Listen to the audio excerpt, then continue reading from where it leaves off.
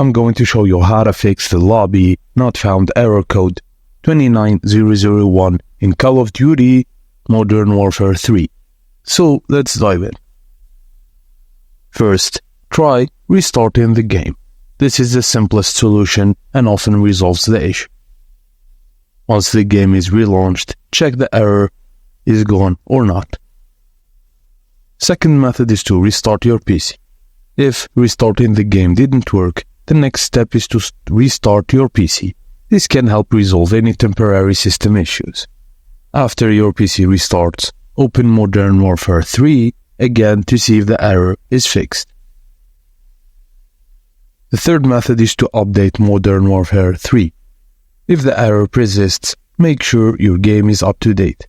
Go to the game settings and check for updates. If there's an update available, download and install it. If your game is already up to date, move on to the next method, which is verify game files if you're downloaded through Steam. For Steam users, you can verify the integrity of your game files. This will check for any missing or corrupted files and repair them. Just head to the Modern Warfare 3 on Steam, right-click, click on Properties, and then verify integrity of game files.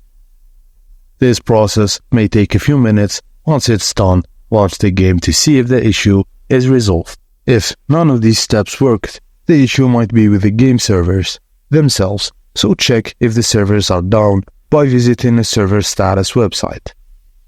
If the servers are down, you'll need to wait until they're back online. And that's it. I hope one of these solutions helped you fix the lobby not found error in Modern Warfare 3.